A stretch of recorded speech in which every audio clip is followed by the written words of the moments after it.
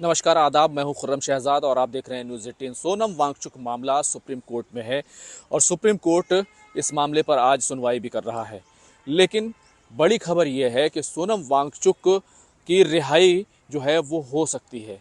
और ये बात मैं इसलिए कह रहा हूं क्योंकि इसके पीछे कई ऐसे इंडिकेशंस सरकार की तरफ से, सरकार के द्वारा, सरकार की जानिब से जो हलफनामे सुप्रीम कोर्ट में कल दाखिल किए गए, क्योंकि कल 14 अक्टूबर की तारीख थी और 14 अक्टूबर को जो मरकज़ी हुकूमत है, केंद्र सरकार है या फिर लद्दाख का यूटी एडमिनिस्ट्रेशन है, उसको और जोधपुर जेल को, तीनों को अब जवाब दाखिल करना था। लेकिन कल यूटी एडमिनिस्ट्रेशन की तरफ से डीएम ने जवाब दाखिल किया और साथ ही साथ जोधपुर जेल के सुपरिटेंडेंट की तरफ से भी उनके वकील ने जवाब दाखिल किया। अब मैं आपसे क्यों ये कह रहा हूँ कि सोनम वांगचुक की रिहाई को लेकर कहीं ना कहीं कुछ ना कुछ ज़रूर चल रहा है और एक सहमति शायद सरकार की ओर से बनती नज़र आ रही है कि सोनम वांगचुक को जल्द ही छोड़ दिया जाएगा। क्योंकि अगर इस पूरे मामले को देखें, कल जो हलफनामा खासतौर से यूटी एडमिनिस्ट्रेशन की तरफ से डिस्ट्रिक्ट मजिस्ट्रेट ने सुप्रीम कोर्ट में दाखिल किया, उसमें सोनम वांगचुक की जो गिरफ्तारी है, उनको जो हिरासत में लिया गया है, उनके डिटेंशन को उन्होंने सही बताया और ये कहा कि उचित कारण थे। उनके पास बहुत सी ऐसी सूचनाएं थी जिनके कारण उन पर नेशनल सिक्योरिटी एक्ट लगाना वो सही था। लेकिन साथ ही साथ इस हलफनामे में एक बड़ी बात और कही गई है जो इस बात की तरफ इशारा करती है कि सोनम वांगचुक को लेकर सरकार और जो उनके साथ दूसरे लोग गिरफ्तार किए गए, जाहिर सी बात है वो तब सभी लोग जो है इसके तहत आएंगे कि उनको सरकार छोड़ सकती है। दरअसल इस हलफनामे में ये कहा गया कि ये जो हमने एनएसए लगाया था, ये एडवाइजरी कमेटी को भेजा गया है, लेकिन अभी तक एडवाइजरी कमेटी की तरफ से कोई रिस्पॉन्स नहीं आया, यानी कि उसको अप्रूवल नहीं दिया गया है। अब ये बात समझिए कि 24 सितंबर को लद्दाख में तशद्दुद होता है, वायलेंस होता है। 26 तारीख को सोनम वांगचुक को हिरासत में ले लिया जाता है और ये कहा जाता है कि उन पर एनएसए लगाया गया है और उनको जोधपुर जेल, राजस्थान की जोधपुर जेल ले जाया जाता है। तमाम प्रक्रिया जो है वो पूरी की जा रही है। लेकिन अब देखिए, आज 20 दिन जो है वो हो गए हैं सोनम वांगचुक को जोधपुर की जेल में, लेकिन अभी तक सरकार की तरफ से डीएम एलजी प्रशासन की तरफ से डीएम ये कहते हैं कि उचित कारण थे, यानी कि अपनी कार्रवाई को वो उचित बताते हैं और बिल्कुल सही जो है, कोई भी जो कोर्ट में जाएगा वो यही कहेगा कि बिल्कुल उचित कारण थे, हमारे पास ऐसी इन्फॉर्मेशन थी कि सोनम वांगचुक जो नेशनल सिक्योरिटी के लिए खतरा है। लेकिन साथ ही साथ वो ये कहते हैं कि हमने जो एडवाइजरी बोर्ड को जो ये पूरा एनएसए का प्रोसेस और बैकग्राउंड भेजा है, उस पर अभी कोई उनकी तरफ से जवाब नहीं आया है। एक बात और भी जो अहम है इस पूरे हलफनामे में, क्योंकि जो हलफनामा है यूटी एडमिनिस्ट्रेशन का, डिस्ट्रिक्ट मजिस्ट्रेट का, उसमें एक बात और भी नहीं है जो आपने तमाम बातें सुनी होंगी कि सोनम वांगचुक का विदेश से संबंध है, विदेश से लिंक है, उनका पाकिस्तान से लिंक है, उनका चाइना से लिंक है, उनका अलग अलग जो है नेपाल में जिस तरह का जो कुछ देखने को मिला, उस तरह की चीज़ें जो है वो लद्दाख में करना चाहते थे। तो ये तमाम चीज़ें, जेंजी का जो मामला है वो उसका जिक्र नहीं है। अब इसका मतलब क्या है? इसका मतलब, सीधा मतलब ये है कि जो विदेशी लिंक है उसको लेकर के कोई भी बात जो है सुप्रीम कोर्ट में नहीं कही गई है। अब जाहिर सी बात है, इसका एक पहलू ये है कि सरकार जो है तमाम चीज़ों की जांच कर रही है, वो बताना नहीं चाहती।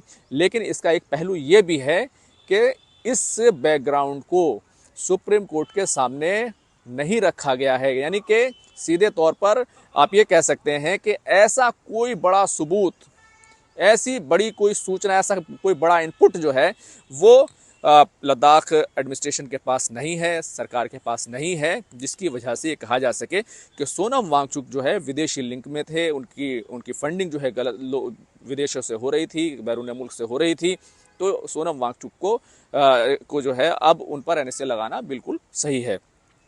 अब दूसरी तरफ आते हैं कि इस पूरी जो बात है, दूसरी तरफ जो जोधपुर का जो सुप्रिटेंडेंट हैं, उनकी तरफ से जो हलफनामा दाखिल किया गया, उसमें कहा गया है कि जब उनको जोधपुर लाया गया था तब उनका मेडिकल कराया गया था और उसके बाद फिर उनको कोर्ट में पेश किया गया, तब भी उनका मेडिकल कराया गया था। तो वो पूरी तरीके से ठीक है, कोई दवाई नहीं ले रहे हैं। तो उनको लैपटॉप भी जो है उनके मांगने पर दिया गया है। हालांकि ऐसी कोई कानूनी तौर पर बाध्यता नहीं है कि अगर सोनम वांगचुक मांगते हैं कोई इस तरह की सुविधा मांगते हैं, लैपटॉप मांगते हैं, जाहिर सी बात है अगर कोई जेल में होता है तो उसको ऐसी सुविधाएं नहीं दी जाती हैं उसको, और ख़ासतौर से जिस पर नेशनल सिक्योरिटी एक्ट लगा हुआ हो उसको अगर लैपटॉप दिया जा रहा है तो क्यों दिया जा रहा है। यानी कि आप इस इशारों को समझिए, उस बिटवीन द लाइन उस बात को समझिए कि किस तरीके से सोनम वांगचुक पर सरकार जो है अभी कोई भी फैसला ले सकती है। इस बात को समझने की ज़रूरत है। जो नहीं कहा जा रहा है वो समझने की ज़रूरत है, उसको कभी भी कहा जा सकता है। अब तीसरी तरफ आप देखिए कि जो लेह एडमिनिस्ट्रेशन है, जाहिर सी बात है कि लेह एडमिनिस्ट्रेशन सरकार के तहत आता है, गृह मंत्रालय के तहत आता है, क्योंकि लद्दाख जो है यूनियन टेरेटरी है। यूनियन टेरेटरी का सारा कामकाज जो है वो केंद्र से चलता है, सेंटर से चलता है। तो सेंटर का हलफनामा वही है जो यूटी का हलफनामा है, यूटी की तरफ से उसको दाखिल कराया गया है। अब डीएम ने क्योंकि फैसला लिया था एनएसए लगाने का, तो बहरहाल अब डीएम की तरफ से हलफनामा आया है। अब डीएम की तरफ से कई और बातें कही गई हैं कि उनके डिटेंशन को, यानी सोनम वांगचुक के डिटेंशन को ये कहना कि वो गैरकानूनी तरीके से उनको हिरासत में रखा गया, नज़रबंद करके रखा गया है, ये कहना गलत है, क्योंकि हमने तमाम कानूनी जो प्रक्रिया है उसको हमने पूरा किया है। तमाम कानूनी जो मामलात हैं उनको हमने पूरा किया है, उसमें कोई कमी नहीं की है। क्योंकि 29 तारीख को सोनम वांगचुक को बता दिया गया था, ये 5 दिनों के अंदर कहा जाता है ना कि 5 दिनों के अंदर आपको बताना है कि आपको क्यों हिरासत में लिया गया, आप पर एनएसए क्यों लगाया गया, वो जो है हमने 29 तारीख को बता दिया था। साथ ही साथ ये भी कहा गया कि उनकी जो वाइफ हैं उनको जब उनको हिरासत में लिया गया एनएसए के तहत, और जब उनको जोधपुर जेल ले जाएगा तब भी उनको बताया गया था। तो ये तमाम बातें जो है वो कही गई हैं। इसके अलावा ये भी कहा गया है कि 2 बार जो है सोनम वांगचुक से मुलाकातें जो है वो उनके मिलने वाली की हो चुकी हैं। एक बार गीतांजलि जो उनकी पत्नी उनकी हुई है, और उससे पहले जो है उनके भाई की भी मुलाकात जोधपुर जेल में हो चुकी है। तो ये तमाम बातें जो है वो कही गई हैं। लेकिन सुप्रीम कोर्ट में आज क्या होगा, क्या ग्राउंड बनेगा, किस तरह की दलील बहसें होंगी, वो सब अपनी जगह।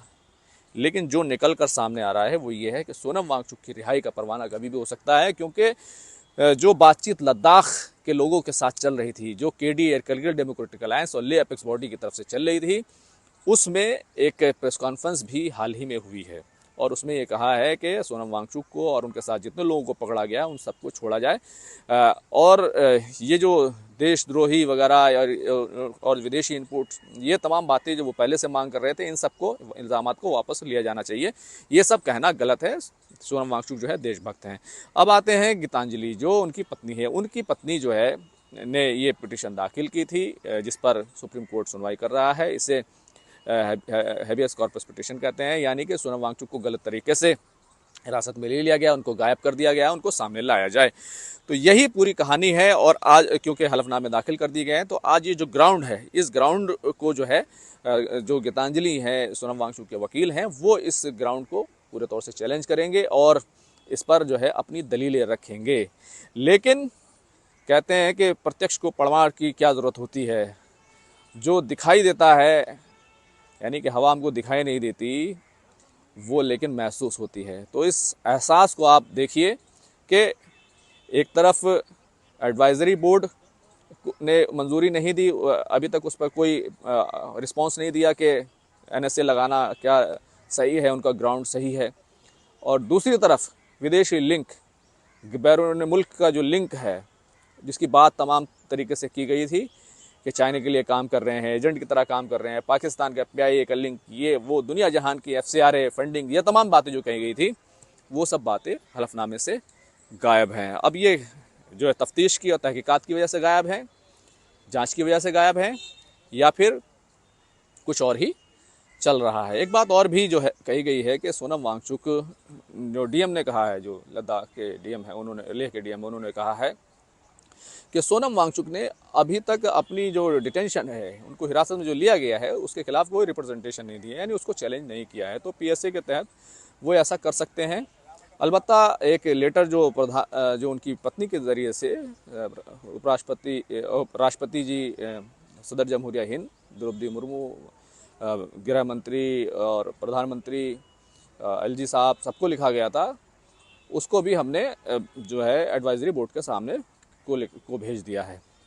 तो कुल मिलाकर अब आप समझ सकते हैं कि सुप्रीम कोर्ट में क्या होने वाला है। सुप्रीम कोर्ट में जो होना होगा वो होगा, लेकिन पीछे की तरफ जो है कुछ और चीज़ें चल रही हैं और शायद एक सहमति, एक इत्तेफाक बनता नज़र आ रहा है कि लद्दाख के साथ जो डायलॉग का प्रोसेस चल रहा था उस डायलॉग के प्रोसेस को दोबारा से शुरू किया जाए, क्योंकि लद्दाख में जो ले अपेक्स बॉडी है, कर्गिल डेमोक्रेटिक अलायंस है, वो इस बात पर अड़े हुए हैं कि सरकार को इन तमाम लोगों को छोड़ना होगा और जो लोग 4 लोगों की मौत हुई है उनको भी उचित जो है हर्जाना जो है वो दिया जाना चाहिए, उनका सम्मान जो है किया जाना चाहिए। तो कुल मिलाकर सोनम वांगचुक जो है वो भले ही जोधपुर जेल में हैं, लेकिन उनको लैपटॉप दिया गया है। तो अब आप सोचिए कि इस मामले में क्या होने जा रहा है। बहरहाल इस तरह की खबरें हम आपको बताते रहेंगे। आपकी इस पूरे मामले पर क्या राय है? क्या सोनम वांगचुक को सरकार छोड़ेगी, क्या नहीं छोड़ेगी, और क्या सोनम वांगचुक के विदेशी लिंक पर, बैरून मुल्क का जो लिंक है, जो फॉरेन एजेंट का जो उन पर इल्ज़ाम था, वो कितना सही था और सरकार ने इस पर क्यों चुप्पी साध ली? खुर्रम शहजाद, न्यूज़ 18 दिल्ली।